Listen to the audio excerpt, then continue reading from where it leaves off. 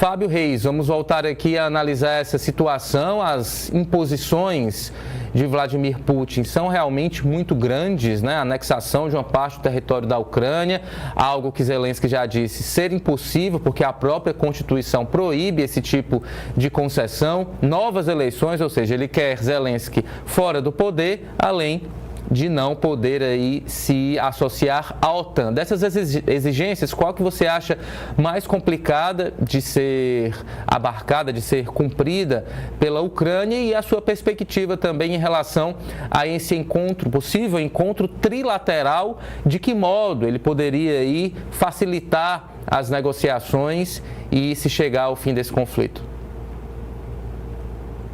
Bom, Ítalo, na verdade, o Zelensky, esse argumento da Constituição é irrelevante, porque os Estados Unidos já conheceram a vitória russa na guerra, e, claro, qualquer Constituição de qualquer país do mundo dirá que é vetado ceder o seu próprio território a um país estrangeiro, né?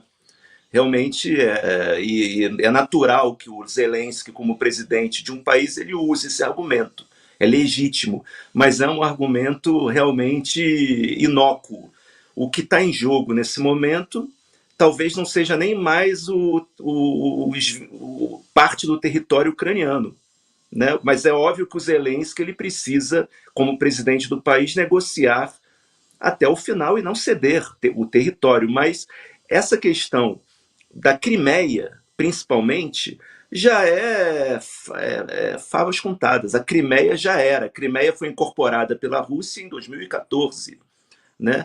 Aquela região ali no leste da Ucrânia, o Donbás, também, provavelmente, a Ucrânia terá que abrir mão dessa parte do território. A questão que fica, e mais complicada na negociação, e que afeta principalmente a Europa, é a exigência russa de não permitir que os ocidentais continuem fornecendo armamento e segurança à Ucrânia, não é? Porque aí seria a capitulação total da Europa. Mas mesmo assim não interessa tampouco aos Estados Unidos parar de enviar armas à Ucrânia, inclusive através da Europa, obrigando a Europa a comprar armas americanas, porque o complexo industrial militar americano tem interesse em ter a Ucrânia como um território de testes de novas tecnologias bélicas, como já vem ocorrendo em todos esses anos de guerra. Então fica esse impasse, né? Esse impasse, a meu ver, é o maior de todos até o momento.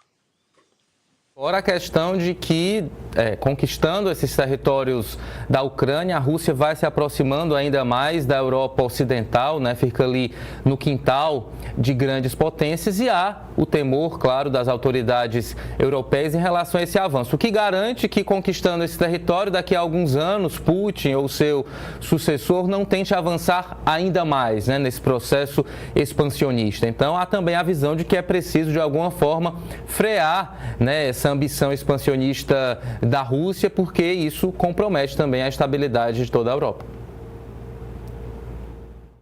Exatamente, Ítalo.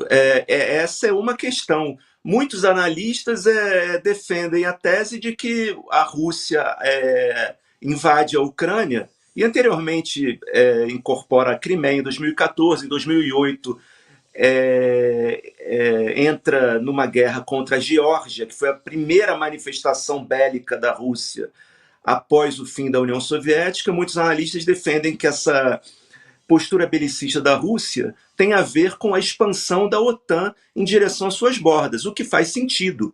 Só que se olharmos também historicamente para mais longe na história, inclusive anteriormente à União Soviética, assim como todos esses países europeus que agiram de maneira imperialista ao longo da história, a Rússia também foi uma potência imperialista ao longo da história, que se expandiu em direção ao Ocidente, né? No passado, o que hoje é a Polônia já fez parte da Rússia. O que hoje são os países bálticos fizeram parte da União Soviética.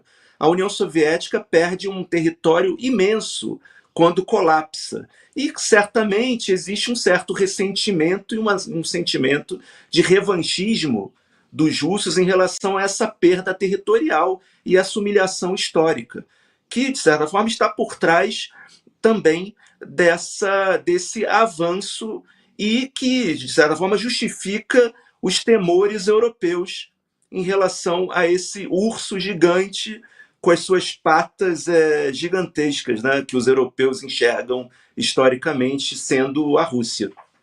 É isso, esse urso tá com fome, tá querendo aí, né, resgatar o passado russo histórico, né? Inclusive um fator que ajuda a aumentar a popularidade de Vladimir Putin na Rússia, né? E todo esse domínio que ele tem, essa hegemonia ao longo de tantos anos. 8 horas e 23 minutos, vamos com mais informações após o encontro